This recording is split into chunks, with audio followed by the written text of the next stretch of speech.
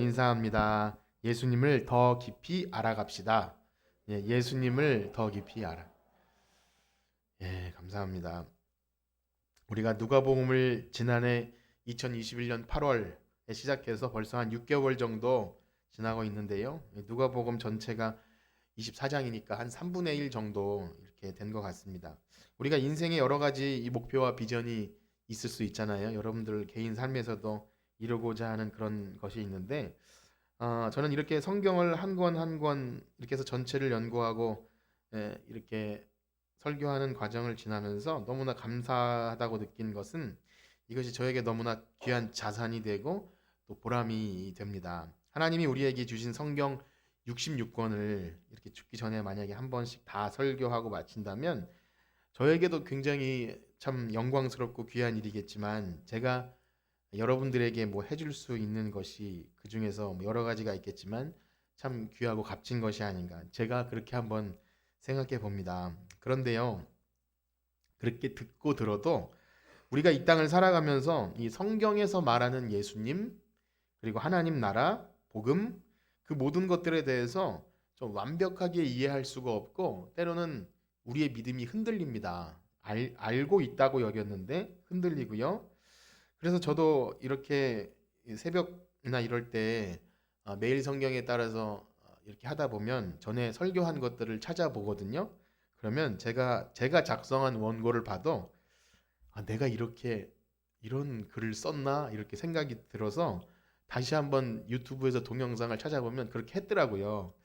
그래서 물론 제가 뭐 해 아래 새 것이 없다고 창작한 것이 아니라 주석도 보고 여기도 참고해서 했기 때문에 그렇게 했지만 시간이 지나면 굉장히 많이 잊혀집니다. 제가 한 것도 잊혀지는데 그래서 여러분들에게 했던 것을 다시 하면서도 굉장히 자신이 있는 것은 아마 기억하시는 분이 없을 거라는 그런 생각이 듭니다.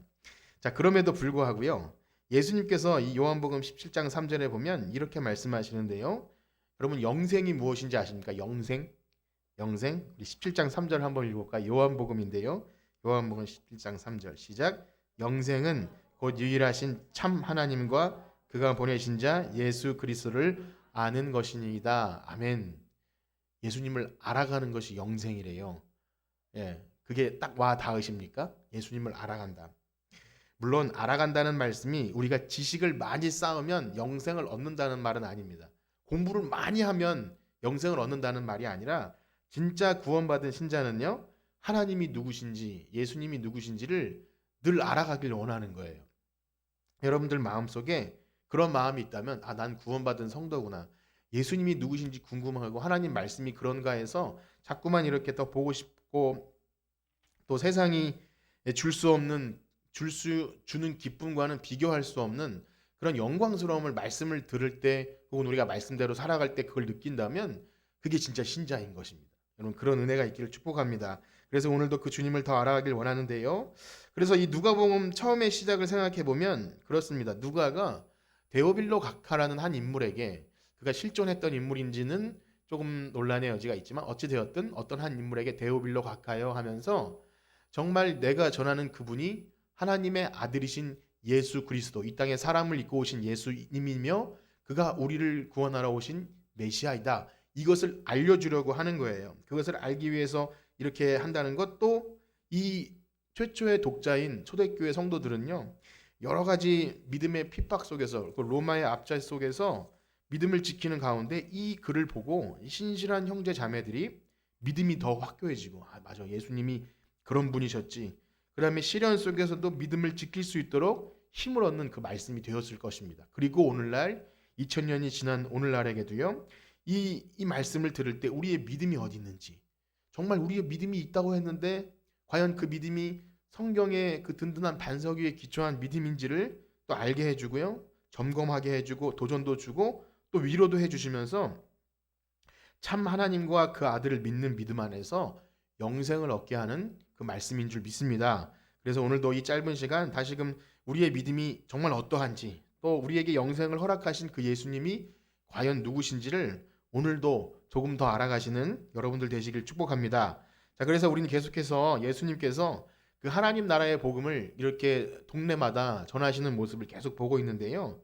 여러 마을과 해당을 돌아다니시면서 하나님 나라 복음을 전하고 병든 자를 고쳐주시고 여러 가지 비유로 말씀해 주시는, 그러면서 과연 누가 하나님 나라에 합당한 사람인지 또 누가 들을 귀가 있는 사람인지를 자꾸만 이렇게 확인합니다. 그런데 8장의 시작이 이렇게 시작되었습니다. 우리 8장 1절을 한번 같이 읽어보겠습니다. 누가복음 8장 1절 시작. 그 후에 예수께서 각 성과 마을에 두리다니시며 하나님 나라를 선포하시며 그 복음을 전하실세 12제자가 함께 하였고. 아멘. 누가 함께 하였다고요? 12제자가 함께 했습니다. 예수님은 일부러 다니시면서 제자들을 훈련시키시는 거예요. 이처럼 제자들이 함께 하였고, 그 다음에 이 제자들은 계속 봤을 거예요. 백부장이라는 사람은 어떻게 그가 믿음이 들어갔을까 하면서 느끼게 됐을 거고요. 어떤 여인은 귀신이 떠나가는 것을 보게 됐을 거고, 그런데 그 중에 어떤 바리새인은 예수님을 살짝 떠보는 사람도 있었는 반면에, 또 어떤 죄 많다고 했던 여인은 자기의 전 재산을 들여서 예수님의 발에 그 자기의 향유를 붓고 머리털로 또 닦아주는 그런 여인도 있었다라는 것이죠. 이 장면을 계속 제자들이 봤고, 그리고 제자들은 생각했을 거예요. 누가 복음을 듣고 반응하는 사람인가, 또 누가 들을 귀 있는 사람인가를 눈여겨보고 이렇게 느꼈겠죠. 그리고 생각했을 거예요. 그럼 나는 정말 들을 귀 있는 사람인가? 나는 하나님 나라에 합당한 사람인가? 이렇게 생각했을 것입니다. 제자들에게 있어서 이쯤 되면 이런 생각이 들었을 거예요. 왜냐하면 비유를 말씀하시고 제자들에게만 따로 비유를 이렇게 해석해 주시죠. 제자들이 예수님 그 비유가 참 어렵습니다. 무슨 말입니까? 그러니까 내가 너희들에게는 얘기해 준다 하면서 이건 이거고 좋은 밭은 돌짝밭은 길가는 이거고 다 듣는 마음 듣는 귀가 있는 거야. 이렇게 말씀해 주시니까 제자들이 어떻게 생각했겠습니까? 우리는 그래도 하나님 백성이구나. 하나님 나라에 들어갈 합당한 백성이구나. 그런데 그 제자들이 이해한 차원은 사실은 많이 부족하죠. 어찌 보면 예수님이 다윗 왕처럼 정말 이 나라를 정복할 그럴 왕으로 생각했던 사람도 있었을 것이고, 물론 하나님의 아들임을 믿었음에도 불구하고 정말 그 무엇이 예수님이 가시는 길인가를 아직은 이해하지 못해요. 그래서 막 말리죠. 예수님 가시는 길을. 그렇기 때문에 거기에 속해 있다 할지라도, 예수님과 함께 옆에서 돌아다녔다 할지라도 다 이해할 수 없어요. 그러니까 여러분들 다 이해 안 돼도 걱정하지 마세요. 예수님과 함께 돌아다녔던 제자들도 그렇게 쉽게 이해되었던 것이 아닙니다. 그런데 참 신기한 것은 우리가 우리 자신은 한 일도 없고 그런데도 불구하고 어떤 큰 일에 동참하게 되면 내가 마치 그 정도 급이 되는 양 생각하기가 쉬워요.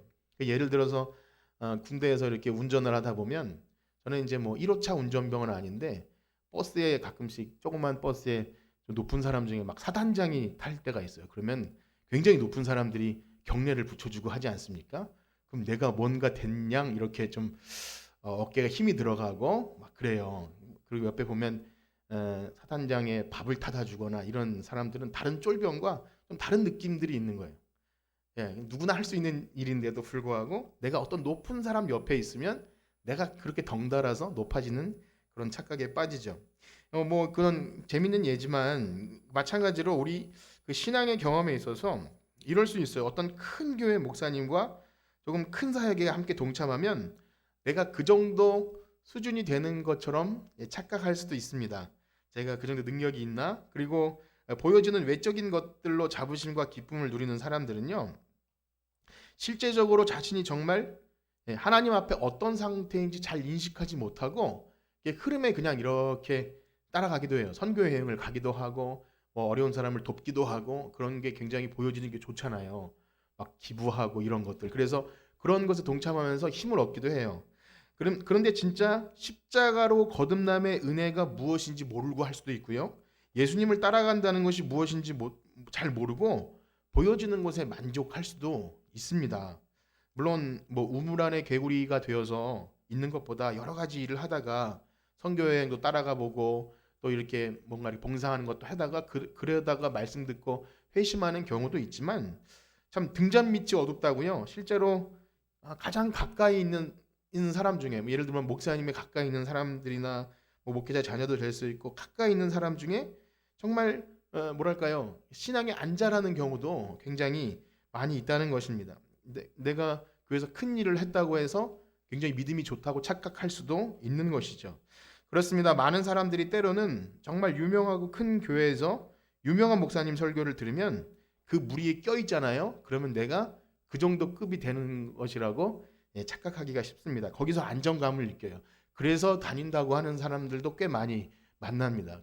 그래도 이 정도 유명한 목사님과 이렇게 신앙 좋은 사람들 사이에 껴 있으면 내가 덩달아 그렇게 되는 것처럼, 그런데요, 신앙은 결코 양적으로 많고 괜찮아 보이는 무리에 섞여 있다고 해서 그가 잘하는 것은 아닙니다.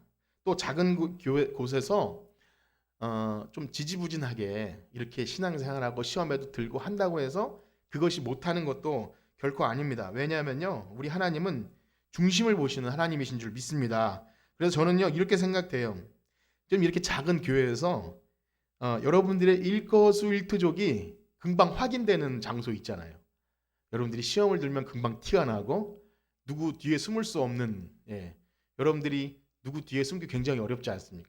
여러분들이 앉아 계시면 아무리 뒤에 숨어도 다 보이거든요. 주무시는 것도 보이고, 그런데 더 사람들이 많으면 이렇게 뒤에 숨으면 잘 안 보일 거 아니에요. 그리고 그런 것들, 여러분 절대 신앙생활을 무리에 섞여서 뒤에 숨지 말기를 축복합니다.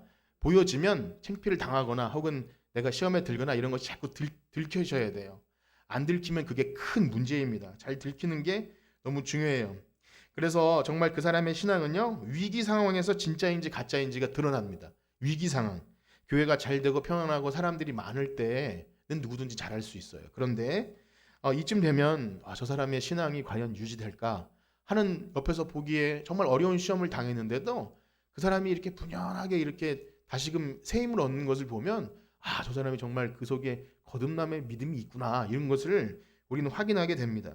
그래서 그렇게 하나님은요, 우리의 신앙의 노정에 그런 일도 허락하셔요. 그렇게 시험 들고 낙심하는 일도 허락하십니다. 그래서 그 출애굽기 말씀 보면 저는 항상 그 말씀에 참 신기하고 놀랐는데, 하나님이 이스라엘 백성을 끌어내시잖아요. 출애굽해 내시고 하나님의 명령을 따라 그분의 노정대로 길을 걸어갔더니 그 다음에 뭐라고 나오는지 아세요? 물이 없었더라, 이런 말씀이 나와요. 하나님의 말씀대로 노정대로 걸어갔더니 물이 없었더라. 굉장히 좀 이상한 상황 아닙니까? 하나님께서 그 크신 역사로 애굽을 다 초토화시키시고 홍해를 건너서 하나님 이스라엘 백성을 부르셨다면 그냥 그 물이 껴있으면 이제 구원받은 성도 아닙니까? 그런데 거기서 무슨 일을 하시죠? 물이 없어서 시험에 들게 하시고 하나님 원망하게 하시면서 하나님이 누구신지를 알려주시는 거예요. 그래서 하나님이 계속해서 자기 백성에게 원하시는 것이 뭐냐면, 나는 너희 하나님 되고 너희는 내 백성이다. 그것을 그냥 무리 속에 섞이는 게 아니라 각자가 깨닫고 느끼길 원해서 하나님께서 우리에게 주신 그 십계명도 그런 거예요. 십계명 시작할 때 우리는 제 일은 이렇게 하지만 원래 십계명 보면 나는 너희를 애굽 종되었던 땅에서 이끌어낸 너희 하나님 여호와다. 그 십계명도 하나님을 알기 위해서 주신 것이고, 전쟁도 그렇게 시키신 것이고, 그 다음에 시험도 그렇게 주시는 거예요. 하나님이 누구신지 알게 하시려고, 망하게 하려고 주시거나, 십계명도 너희들 내가 힘들게 이거 법 지키라고 그 목적이 아니라 하나님이 누구신지 알려고 주신 것입니다. 그렇습니다. 전능하신 하나님이 불러내셔도 그 길에 믿음의 시련이 있다는 것입니다. 왜요? 하나님이 누구신지 알게 하시려고. 그러니까 여러분들의 삶에 펼쳐지는 모든 상황 속에서 하나님이 누구신지 아시기를 축복합니다. 그래서 그런지 예수님은요, 제자들에게 오늘 무언가를 알려주시려고 이 일을 시작하셨습니다. 왜냐하면 이제 예수님께서는요, 이 땅에 계실 시간이 얼마 남지 않았습니다. 이제 십자가에서 죽으시고 부활하시고 하늘로 올라가시면 제자들과 함께 3년을 있었던 그 시간은 과는 비교할 수 없을 만큼 예수님이 눈에 보이지 않는 순간이 훨씬 길어요.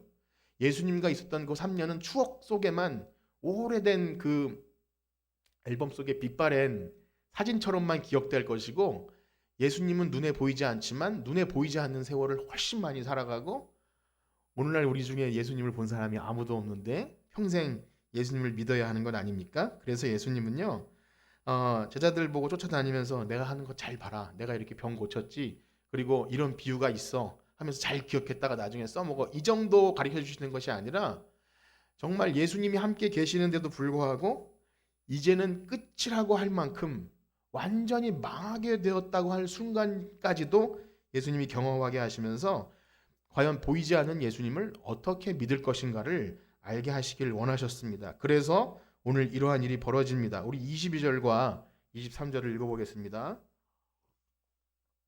시작. 하루는 제자들과 함께 배에 오르사 그들에게 이르시되 호수 저편으로 건너가자 하시매 이에 떠나 행선할 때에 예수께서 잠이 드셨더니 마침 광풍이 호수로 내리침에 배에 물이 가득하게 되어 위태한지라. 아멘. 말씀드린 대로 여기 하루는요, 이제 8장 1절 읽으신 것처럼 예수님과 제자들이 이 동네 저 동네로 복음 전하면서 말씀 전했던 그 중에 하루가 될 것입니다. 그리고 오늘 바다를 건너시는데 예수님의 사역은 거의 이 바다를 중심으로 이루어졌어요. 여기선 바다라고 표현하지만 여러분 성경에 나오는 갈릴리 바다, 또 게네사렛 호수, 디베랴 호수 다 똑같은 거 아시죠? 그 동네 그 지역에 맞게 그렇게 이름을 붙였어요. 그래서 워낙 커가지고 바다라고 불리기도 했지만 사실상 그쪽 동네에서는 바다라는 것을 여기저기 다 씁니다. 이 대하에 물만 담겨 있어도 바다라고 표현했던 것 같아요. 그래서 성전에서 이 물 씻는 그 대하를 바다라고 한 거 아시나요? 바다? 그것도 바다고 그래요. 그래서 호수임에도 불구하고 넓기도 하지만 바다라고 표현하죠. 어쨌든 예수님은 다음 사역을 위해서 그 바다를 건너셔야 했습니다. 그런데 제자들 중에는 어부들이 많죠.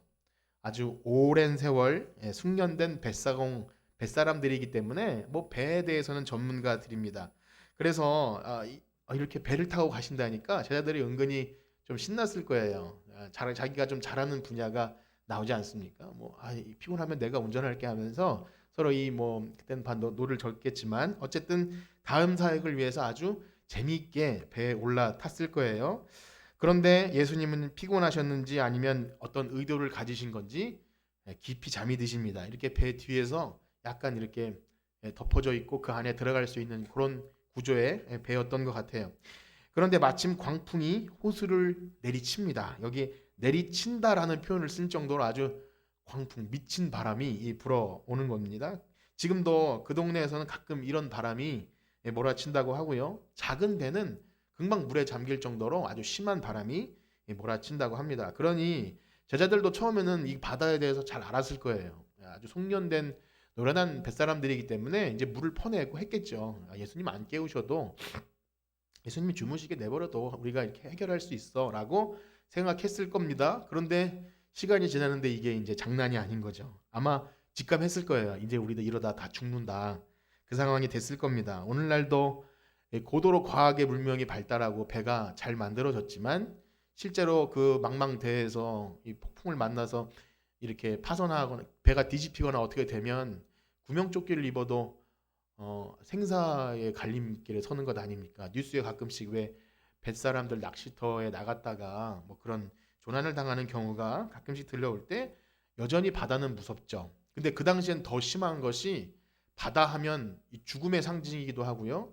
그래서 이 무서운 것은 다 바다에서 올라왔어요. 그 요한계시록에 보면 바다에서 그 짐승들이 막 올라오거든요.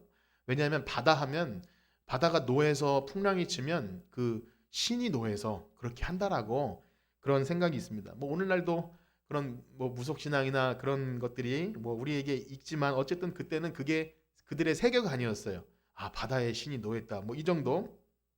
그러니까 더욱더 그 구약 성경의 요나 이야기가 떠오르죠. 그때도 요나가 배에서 이렇게 깊은 잠을 자고 있었거든요. 물론 예수님과 똑같진 않지만 상황이 아주 비슷합니다. 그러니 이제 예수님을 안 깨울 수가 없는 거예요.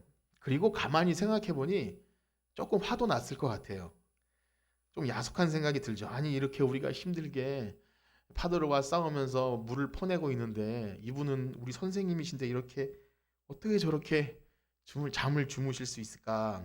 정말 그렇지 않겠습니까? 저도 그런 원망을 좀 몇 번 들어본 사람이기에 이 심정이 어떤 건지 알 것 같아요. 이런 요즘은 안 그런데요. 그런 원망을 들어요. 아니 애가 아파서 그렇게 자고 있는데 어떻게 잠을 잘 수가 있느냐는 얘기를 듣고요. 나는 지금 이렇게 화가 나 있는데 어떻게 코를 골면서 잠을 잘 잔 것이 엄청 원망의 대상이 되는 건 저뿐이겠죠. 여러분 안 그러시겠죠. 어쨌든 잠을 잘 잤는데 다음날 엄청 괴로울 때도 있습니다. 그래서 예수님이 원망스러운 제자들의 마음이 이해가 안 가는 것은 아닙니다. 그런데요, 예수님이 이제 제자들이 예수님을 깨우기 시작합니다. 24절을 읽어볼까요? 24절 시작. 제자들이 나와 깨워 이르되 주여 주여 우리가 죽겠나이다 한데 예수께서 잠을 깨사 바람과 물결을 꾸짖으시니 이에 그쳐 잔잔하여 지더라. 아멘. 제자들이 예수님을 깨웁니다. 그런데 제자들의 목소리는 다급함과 동시에 아마 예수님의 원망도 섞여 있었을 것입니다. 바로 이런 것이죠. 예수님, 우리가 주님을 따르기 위해서 배도 그물도 다 버리고 우리의 직장과 또 우리의 미래를 다 버리고 주님을 따라 나섰는데 여기 이렇게 우리가 바다에 빠져 죽으면 도대체 우리는 무엇이 되는 것입니까? 그런 원망인 거죠. 우리가 여기서 망하면 사람들이 우리를 어떻게 보겠습니까? 주님, 지금 이러고 계실 때가 아닙니다. 네, 그렇게 말하는 거예요. 우리는 제자들의 마음이 충분히 이해가 갑니다. 우리도 주님을 위해서 뭐 보잘것없지만 헌신도 하고 여러 가지 손해도 보고 많은 포기도 하고 그러지 않았겠습니까? 억울한 이야기도 좀 참고 했는데 만약에 억울한 일이 생기고 나에게 어찌 이런 일이 하는 급박한 일이 생기면 내가 이러려고 예수 믿었나 뭐 그런 생각이 들 수 있는 거죠. 하나님은 왜 나를 이렇게 보호해 주시지 않는가? 당연히 그런 생각이 듭니다. 네, 그렇습니다. 그렇게 자신의 모든 것을 버리고 주를 쫓았다면 하나님, 제가 좀 필요할 때 제 기도에 좀 빨리 반응해 주시면 좋은 거 아닙니까? 이렇게 할 수 있는 거죠. 그래도 목사님의 기도를 더 응답해 주고 기도 많이 하는 충성 봉사하는 권사님 기도를 더 잘 들어주시면 그게 인지상정이죠. 그런데 예수님께서 그 바람과 바다를 꾸짖으시면서 잠잠하게 하신 후에 이런 말씀을 하세요. 25절 읽어보겠습니다. 25절 시작. 제자들에게 이르시되 너희 믿음이 어디 있느냐 하시니 그들이 두려워하고 놀랍게 여겨 서로 말하되 그가 누구이기에 바람과 물을 명령에 순종하는가? 아멘. 예수님은 마치 떠드는 어린아이들에게 쉿 이렇게 조용해 하는 것처럼 그냥 바람과 바다를 꾸짖으세요. 그러니까 제자들은 예수님께 막 이렇게 뭐라고 하니까 이런 거 있지 않습니까? 옆에서 애들이 막 떠들면 뭐라고 하면 안 들리기 때문에 되게 하찮은 뭐 애들이나 개에게 하듯이 지금 제자들 소리가 안 들리니까 야, 잠깐 조용해 이런 느낌이에요. 제자들 소리가 안 들리니까 야 니네 잠깐 조용해 그러니까 바람과 바다가 잔잔해진 거죠. 순간 소름이 돋았을 것 같아요. 여기서 역시 우주 만물을 창조하신 그 하나님이신 예수님의 권능이 드러나는 장면입니다. 이 장면을 통해서 원하시면 바람과 파도가 치게도 하시지만 또 바람을 그치게도 하시는 그 창조자 하나님을 드러내는 거죠. 그런데 여기서 또 발견되는 것은 뭐냐면 그 전능하신 하나님이신 예수님께서 타신 그 배임에도 불구하고 광풍이 불었다는 것입니까? 안 불었다는 것입니까? 불었다는 거잖아요. 예수님이 타시고 계신 그 배임에도 불구하고 광풍이 불었습니다. 그런 일이 일어난다는 거예요. 예수님도요 줄이셨고 그 다음에 피곤하셨고 때로는 울기도 하셨고 같이 아파도 하신 그런 분이십니다. 그 전능하신 하나님이 그렇게 하셨는데 우리가 믿음이 있다고 할 때 우리가 그런 것을 다 피해가는 것이 믿음이라고 한다면 믿음에 대해서 뭔가 오해하는 거죠. 마치 믿음이 좋으면 만능 무슨 무기 열쇠를 가진 것처럼 오해하기 쉽습니다. 그래서 우리 기독교 신앙을 가졌다고 할 때 저분은 믿음이 좋아, 믿음이 좋다고 할 때 만약에 저분은 기도하면 문제 해결이 잘 되고 뭔가 하면 일이 잘 풀리고 그래서 믿음이 좋다고 한다면 앞길이 형통해서 그것이 복음이라고 한다면 우리 기독교 복음을 많이 오해하는 거죠. 단면만 보고 얘기하는 겁니다. 그래서 더 이상 교회가 우리 예수 그리스도를 믿는 믿음에 대해서 전할 때 여러분 믿음이 생기면 우리 인생의 문제가 해결되고요. 건강하고 행복해지고 또 복도 받습니다. 거기서 이제 세속적인 복이 은근히 섞여서 마치 미끼를 던져주듯이 그렇게 복음을 전하면 안 되는 것이죠. 복음을 그렇게 잘못 알고 있게 되면 후에 우리가 예수님을 주인으로 모시면서 그 주인님 할 때 정말 주인이잖아요. 그런데 마치 내 소원을 들어주시기 위해서 계신 그런 이방신 중에서 가장 힘센 신 정도로 여기다가 문제가 발생하면 아니 예수님 대체 대체 무엇 하고 계신 것입니까? 라고 막 따질 수도 있는 거예요. 주인한테 종이 말도 안 되는 상황이잖아요. 주여 주여 해놓고서 내 마음에 안 들면 막 멱살 잡으려고 하는 그런 태도라면 과연 우리가 주님을 어떻게 알고 섬기는 것입니까? 만왕의 왕이신 주님이신데 상황이 어떻게 돌아가든 우리가 주님께 무슨 자격으로 주님 지금 대체 뭘 하고 계신 것입니까? 이렇게 말을 할 수 없는 거죠. 그렇습니다. 우리는 예수님을 어떻게 알고 있으며 또 어떻게 믿고 있습니까? 그분을 어떻게 우리가 섬기고 계시죠? 오늘 사건의 마무리는요. 제자들이 놀라면서 그렇게 말합니다. 그가 누구시기에 바람과 바다가 순종하는가? 즉 예수님이 누구신지 몰랐던 거예요. 예수님이 과연 그 바람과 바다도 순종하게 하실 분인지 몰랐던 겁니다. 여러분 어떠하십니까? 우리가 오랜 시간 교회 다녔고 믿음이 있다고 하지만 과연 우리는 예수님을 제대로 알고 믿고 있는 걸까요? 그런데 이 물음은요. 앞으로 전개될 그 내용과 중요한 연결고리가 됩니다. 이제 이 배를 타고 건너가면요. 이제 거라사라는 곳에 이르게 되는데 예수님 이제 지금 제자들이 물었던 과연 그가 누구시기에 하는 그 물음을 이상하게도 그 귀신 들린 사람이 대답을 해요. 이렇게 대답합니다. 지극히 높으신 하나님의 아들이요. 그렇게 해요. 그래서 이 거라사 광인이나 후에 혈루증 여인이나 이 야이로의 딸이나 이런 사람들을 통해서 이제 이 물음, 제자들이 마음에 물었던 그 물음, 과연 이분이 누구신가 하는 그 대답이 쭉 이어지게 될 것입니다. 즉 예수님으로 하여금 예수님이 이 모든 일을 겪게 하는 목적이 그거라는 거예요. 과연 너희들 믿음이 어디 있니? 그리고 너는 나를 어떻게 생각하니? 이것을 계속 알려주려고 한 것입니다. 그러므로 우리의 인생에 닥치는 여러 가지 환난과 시험과 어떤 상황에서도 우리는 그렇게 물으셔야 돼요. 내 믿음이 어디 있지? 내가 믿는다고 하면서 이 상황을 어떻게 받아들이고 있지? 또 하나는 내가 예수님을 어떻게 믿었지? 그분이 과연 누구시지? 이렇게 생각된다면 우리가 근본적으로 예수님에 대한 자세와 또한 기도 제목은 달라지겠죠. 그런데 한편으로는요, 이 말씀이 또 이렇게 적용되어서는 안 됩니다. 지금 예수님께서 풍랑 가운데 주무시면서 오히려 제자들을 꾸짖으시잖아요. 어찌하여 너 믿음이 없느냐? 다른 데는 믿음이 부족한 자요. 믿음이 없는 자요. 막 이렇게 얘기하는데 여기는 그래도 믿음이 어디 있느냐? 이게 좀 부드럽게 표현했잖아요. 그것처럼 만약에 이 상황을 누군가 우리가 다급한 상황을 봤어요. 그러니까 다른 사람이 굉장히 불안해하고 다급해하고 어떡하지 발 동동 굴고 있는데 내가 믿음이 있다고 해서 태연하게 여기면서 너 어떻게 무슨 그렇게 호들갑을 떠냐? 그렇게 하라고 주신 말씀은 아닌 것이죠. 같이 움직여지지도 않고 이렇게 내가 반응하지 않는 것에 대한 나는 믿음이 있으니까 그런다고 하고 나에게 정당성을 부여해서는 안 됩니다. 우리는 아무리 내가 생각하기에 그 사람이 급박한 상황이나 심각한 상황이 아닌데도 호들갑을 떤다 할지라도 우리는 같이 반응해 주어야 됩니다.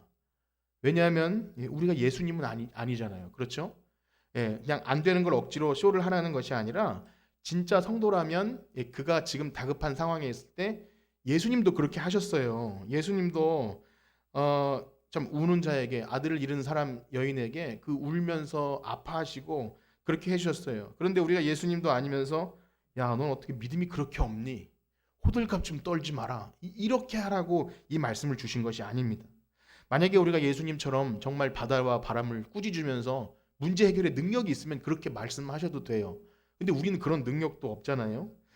만약에 질병의 문제라면 우리가 질병을 치료해 줄 수 있으면 그렇게 말할 수 있어요. 돈 문제라면 돈을 척 줄 수 있는 능력이 있으면 아유 호들갑 좀 떨지 말라고 말할 수 있어요. 그런데 우리는 그런 능력이 없기에 또 우리가 문제 해결을 해줬다 할지라도 그게 그 사람에게 정말 필요한 문제 해결인지도 우리는 잘 모르면서 내가 문제 해결을 해줬다고 막 잘난 척을 할 수도 있습니다. 그런데 어린아이들이나 정말 그게 정말 다급해할 때 내가 그걸 딱 채워주면 그게 정말 그에게 가장 좋은 문제 해결인지 우리는 몰라요.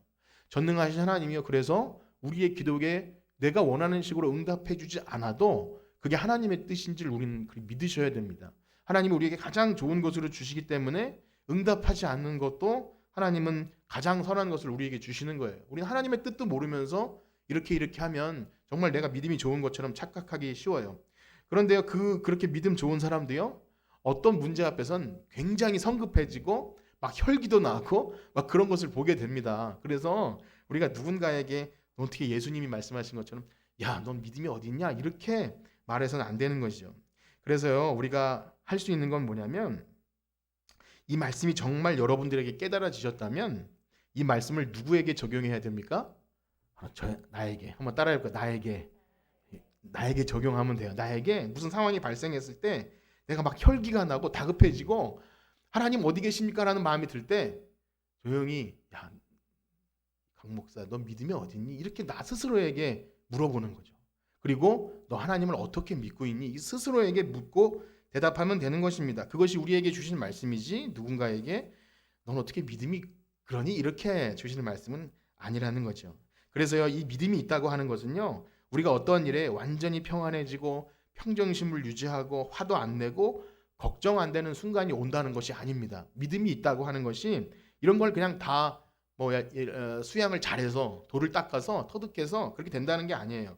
우린 다급한 순간에 화도 나고 짜증내고 할 수 있습니다. 그러나 아마도 만약에 그런 게 된다면 그 평안과 안식은 하나님 나라에서 그렇게 될 거예요. 그래서 여러분, 주님도 때로는 울기도 하셨고 연약한 가운데 빠져있는 영혼을 바라보면서 함께 가슴 아파해 주셨고요. 특별히 십자가를 지는 마지막 순간에 어떻게 하십니까? 아버지 어찌하여 나를 버리시나이까 하면서 막 절규하세요. 그런 것을 볼 때 우리가 흔들리고 믿음이 부족하고 그런 것을 주님이 더 잘 아시는 겁니다. 주님은요, 우리의 연약함을 이해하지 못할 분이 아니신 거예요. 우리와 같이 똑같이 고난을 받으셨기 때문에 우리를 더 잘 아세요. 그래서 우리가 잊지 말아야 될 것은 뭐냐면 지금 이 어려운 현장 속에서도 주님이 나와 함께 하신다. 그걸 잊지 않기를 축복합니다. 주님이 우리 곁에 계시다면 주님이 우리를 살리시든지 죽이시든지 우리는 누구 거죠? 예수님 거예요. 하나님 거예요. 그래서 더 이상 우리의 생명이 주님의 것이니 살리시든지 죽이시든지 답답한 일을 당하거나 사방으로 우겨싸임을 당해도 낙심하지 않을 것은 우리의 겉사람은 낡아질지 몰라도 우리의 속사람은 날로 새롭게 되는 겁니다. 하나님이 우리에게 그 일을 허락하셨다면 우리는 그 길을 힘들고 어려워도 믿음을 가지고 걸어가는 것, 그게 믿음입니다. 우리가 믿음이 있다고 해서 막 만능 열쇠를 가지거나 정말 우리의 마음이 완전 평안하고 그렇게 되지 않는다는 거예요. 그래서 여러분들에게 그러한 믿음이 있기를 축복합니다. 여러분, 그 일을 위해서요, 말씀과 기도하는 일을 절대 쉬시면 안 됩니다. 기도의 자리에 나오셔야 되고요. 할 수 있으면 이 믿음의 말씀을 계속 들으셔야 돼요. 많이 들으셔야 돼요. 처음에 서두에 얘기한 것처럼 은혜를 받아도 금방 까먹고요. 제가 설교를 해도 잊어버리고 여러분들이 막 느껴지는 것이 있어서 아멘 하셔도 금방 잊어버려요. 제일 좋은 건 작심삼일을 3일마다 하라 그러잖아요. 그렇죠? 매일 우리 그 믿음을 자꾸 확인하면서 네 믿음이 어딨냐 자꾸 물어보시고 너 하나님을 어떻게 믿고 있니를 자꾸 물어보지 않으면 그거 안다면 구태의연해지고요. 내가 신앙이 좋은 걸로 착각합니다.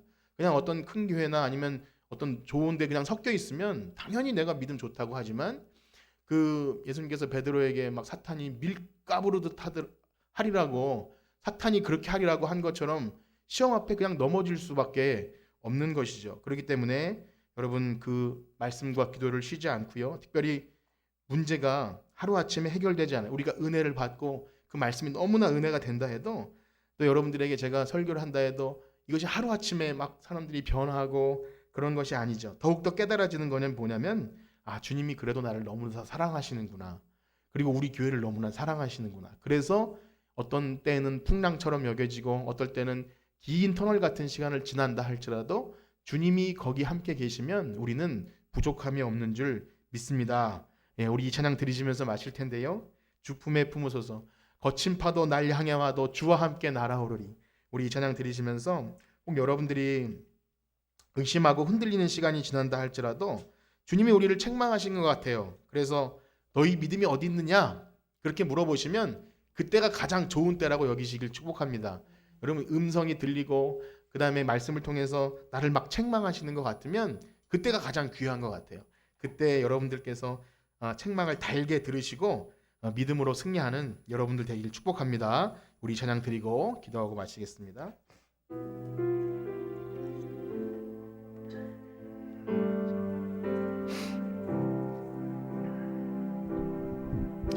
주 품에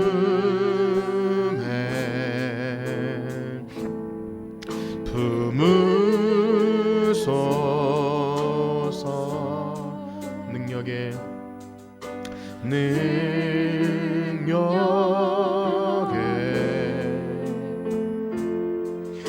발로 덮으소서.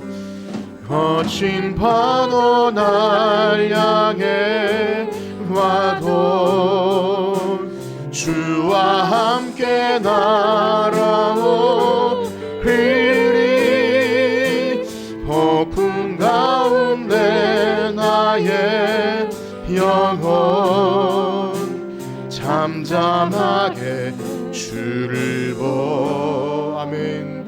주님 안에 나 거하리. 주님 안에 나 거하리. 주 능력 나 잠잠히 믿네. 거친 파도 날 향해 와도 주와 함께 날아오리니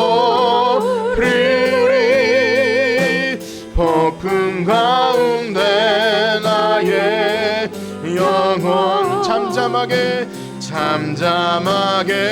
주를 보리라. 거친 파도 날 향해 주와 함께 날아오르리. 주와 함께 날아오. 아멘. 폭풍 가운데 나의 영혼 잠잠하게 주를. 아멘. 잠잠하게 주를 보리라. 잠잠하게 주를 보리라. 아멘. 우리 들으신 말씀 가지고 함께 기도합니다. 오늘 제자들에게 너희 믿음이 어디 있느냐, 그리고 너희는 나를 어떻게 생각하느냐 하는 그런 물음이 우리에게 날마다 있어야 할 줄 믿습니다. 우리의 믿음이 나태하지 않고 날마다 멈추지 않아야 될 것은, 우리가 멈춰있는 것은 뒤로 물러나서 침륜에 빠질 수밖에 없습니다. 날마다 우리의 믿음을 확인하고 말씀을 통해서 주님이 누구신지 더 깊이 알아가고, 그렇게 할 때 우리 주님을 알아가는 그 기쁨을 가지고, 그 은혜의 풍성함을 가지고 어떤 시련과 역경 속에서도 믿음을 가지고 이르게 되는 우리 교회, 우리 모든 성도들 될 수 있도록 우리 주님의 이름 세 번 부르짖고 기도합니다. 주여, 주여, 주여. 하나님 아버지 감사합니다. 우리의 믿음 없음을 용서하여 주시옵소서. 우리의 믿음 없고 하나님 우리의 지식 없음을 용서하여 주시옵소서. 하나님을 더 깊이 알기 원합니다. 하나님을 아는 것이, 하나님 영생은 유일하신 참 하나님과 그 아들을 믿는 하나님, 그것을 아는 것이라고 말씀하셨는데, 하나님 우리의 지식이 세상 것으로 채워지지 않고 세상의 연약한 것, 세상에 미련한 것으로 채우는 것이 아니라 하나님을 아는 지식으로 채우게 하여 주시옵소서. 예수님을 나의 주인으로 모시고 어떠한 상황 가운데서도 주님이 내 옆에 계시면 우리는 부족함이 없다고 고백하는 우리 믿음의 사람들 다 되게 하여 주시옵소서. 거친 파도 날 향해 온다 할지라도 하나님 우리는 주님과 함께 날아오르는 하나님 귀한 우리의 백성들입니다. 하나님 어떤 하나님 시련과 역경이 온다 할지라도 주님이 우리와 함께 하신다면 거기는 주님이 계시면 그 어디나 하늘나라입니다. 하나님 주님이 우리와 함께 하신다면 그 어디나 거기가 하늘나라입니다. 하나님 우리와 주님과 동행하게 하여 주시옵소서. 주님의 말씀이 우리 안에 거하게 하여 주시옵소서. 아멘. 감사합니다. 이제는 우리 주 예수 그리스도의 은혜와 하나님의 무한하신 사랑하심과 성령님의 교통하심이, 오늘 예수 그리스도를 믿는 그 믿음 안에 우리의 믿음이 세워지고 주님을 더 깊이 알아가기를 원하는 성천교회 성도들 머리 위에 이제로부터 영원토록 함께 있을지어다. 아멘.